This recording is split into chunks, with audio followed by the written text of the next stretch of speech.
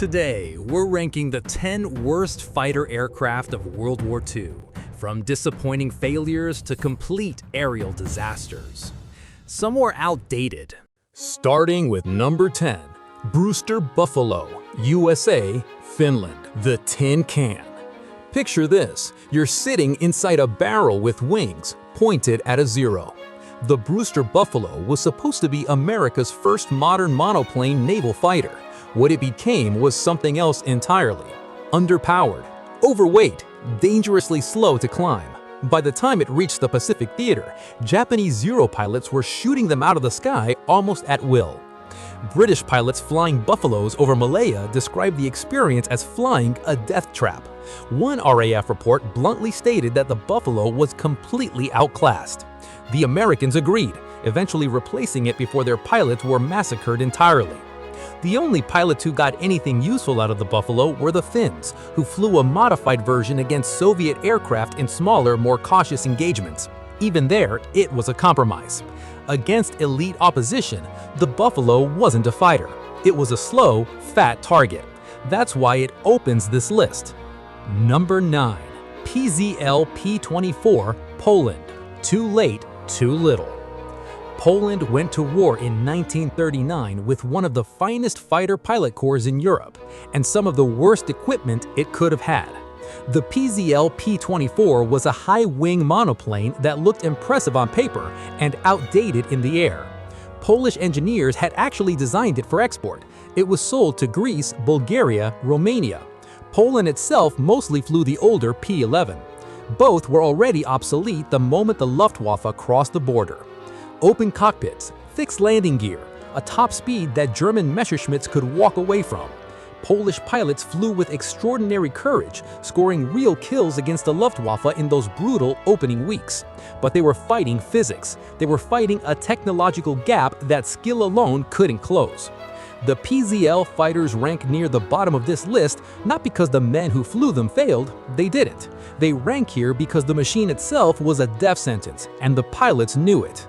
Number 8. Blackburn Roc, the turret that couldn't. Here's a concept that sounds logical and was catastrophically wrong. The Blackburn Roc was designed around a rotating gun turret, the idea being that a rear-facing gunner could engage pursuing fighters while the aircraft itself maneuvered. In theory, clever. In practice, a disaster. The turret added so much weight that the Roc could barely reach 195 miles per hour. For context, the German bombers it was supposed to intercept were nearly as fast. Enemy fighters simply flew around it, above it, ignored it.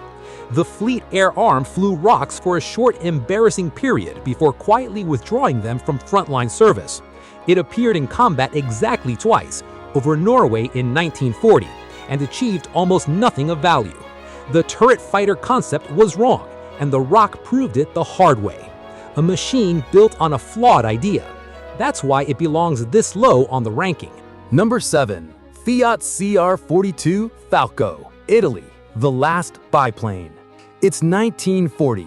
The Battle of Britain is underway, and Italy sends biplanes.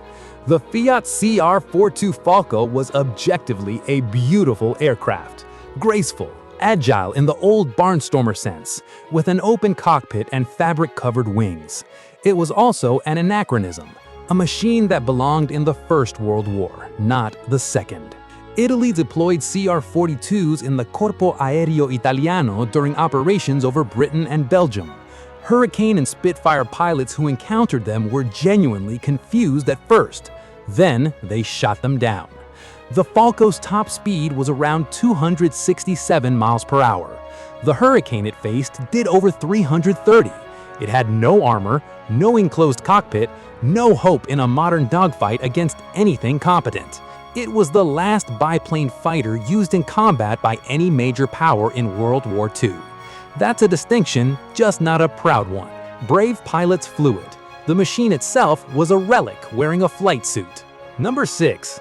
Bell P-39 Airacobra, USA, the great disappointment. On paper, the P-39 Airacobra looked revolutionary. An engine mounted behind the cockpit, a 37mm cannon firing through the propeller hub, tricycle landing gear, modern, aggressive, unusual. In the air at altitude, it was almost useless. American and British pilots hated it. The P-39 had no turbo supercharger, which meant above 15,000 feet, its engine starved for power, and its performance fell off a cliff. Against the Luftwaffe in Europe, it was consistently outclassed. The British received 675 of them under Lend-Lease, and sent most of them back. Here's the twist: the Soviets loved it. Flying low-altitude ground attack and interception missions on the Eastern Front, where combat rarely climbed to the altitudes that killed the Airacobra's performance, Soviet pilots actually racked up impressive kill tallies in P-39s. Soviet ace Alexander Pokrishkin scored many of his 59 kills in one.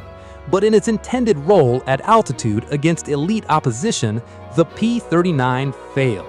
And failure at the job you were designed for puts you firmly in the bottom half of this list. Number 5. Gloster Gladiator, Britain, The Last Night. There's something almost heartbreaking about the Gloster Gladiator. Britain's last biplane fighter, it served at the beginning of the war with genuine commitment from the men who flew it. Malta, Norway, North Africa. Pilots climbed into these fabric-covered, open-frame machines and flew them against Meshmitters and Macchis because sometimes it was the only option available.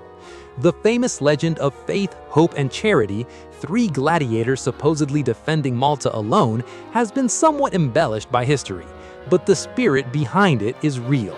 Men flew obsolete machines against modern opposition and refused to stop. The problem is that the Gladiator was hopelessly outclassed in any fair fight. Slow, fragile, fixed gear, 2 forward-firing machine guns with limited punch. Against the Me-109, it was outrun, outclimbed, and outgunned. It ranks above the true failures on this list because it was at least well-constructed and handled well. But it was a relic in a modern war, and it cost lives because of that. Courage kept it flying. Physics kept it dying. Number 4. Curtiss P-40 Warhawk, USA, the overworked compromise. The P-40 Warhawk served everywhere: China, North Africa, the Pacific, the Eastern Front.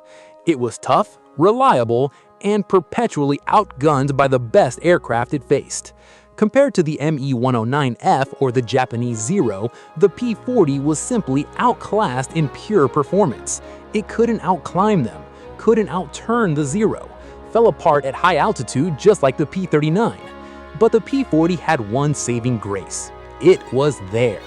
In 1941 and 1942, when better aircraft didn't exist in sufficient numbers, the P-40 was on the ramp, fueled, armed, and ready. The Flying Tigers under Claire Chennault turned the P-40 into a weapon by throwing away the rulebook, diving from altitude, hit-and-run tactics, never getting into the turning fight where the Zero owned everything. A skilled pilot in a bad aircraft can still score, but that's a testament to the pilots, not the machine. The P-40 spent most of the war being adequate when something better was desperately needed. Adequate is not where you want to be in a dogfight over the Pacific. Number 3. Macchi C-200 Saetta, Italy, talent wasted. Italy had talented aircraft designers and talented pilots. What it consistently lacked was a powerful enough engine to let either of them shine. The Macchi C-200 Saetta was an excellent airframe, nimble, well-built, agile in a turning fight. The problem was the engine the Italians had to bolt into it, a 870 horsepower radial motor that simply couldn't push the Saetta fast enough to compete with modern opponents. Top speed, around 313 miles per hour. Against Hurricanes and later Spitfires, it was fighting with one hand tied behind its back. Italian pilots tried. Over Malta, over North Africa, over Greece, they flew with real skill and genuine aggression. But ask a Saetta to climb with a Spitfire, and the answer was always no. It ranks here because it represents something worse than outright failure. It represents unrealized potential. Given a better engine, the C-200 might have been a serious threat. With what it had, it was an aircraft that could never quite become what it was meant to be. Frustration built into aluminum and fabric. Number 2. Heinkel He-112 Germany, the loser that should have won. In 1935, the Luftwaffe ran a competitive evaluation between two new fighters. One would become a legend, the other would be largely forgotten. The Heinkel He-112 lost that competition to the Messerschmitt Bf 109, and the reasons say more about German procurement politics than aviation merit. The He-112 was actually a fine aircraft in many respects, more stable than the 109, easier to land, with wider landing gear that gave pilots a real fighting chance on rough airstrips. The 109's narrow landing gear would go on to kill pilots throughout the entire war. But Messerschmitt had the connections. The He-112 was exported in small numbers to Spain, Romania, and Japan. It fought in limited engagements and acquitted itself reasonably well. It never reached its potential because it was never given the chance. It ranks second worst not because it was a bad aircraft, it wasn't. It ranks here because the outcome of losing that 1935 contract meant it never mattered. In war, potential that goes unrealized is just another kind of failure. Number 1. Fokker D.XXI, the Netherlands, the brave and the doomed. The Netherlands saw the war coming. They built a fighter to face it, and it wasn't enough. The Fokker D.XXI was a perfectly adequate interwar design, fixed landing gear, reliable radial engine, decent maneuverability. When Germany invaded on May 10, 1940, Dutch pilots climbed into their D-21s and flew against the most modern air force on Earth. They fought with extraordinary ferocity. The Dutch Air Force destroyed more than 30 German aircraft in those 5 days, but Germany lost 525 aircraft in the entire Western campaign, and the Fokker D-XXI was absorbing punishment it had no mechanical right to survive. On the 5th day, the Netherlands surrendered. In 5 days. Against an opponent that the D-XXI was never remotely equipped to stop. It tops the worst list not because of any design shame. The men who built it and flew it were skilled and brave. It tops the list because it represents the cruelest truth of this ranking. Sometimes the worst aircraft isn't the most poorly built. Sometimes it's simply the one that was never going to be enough, no matter how hard the men inside it fought.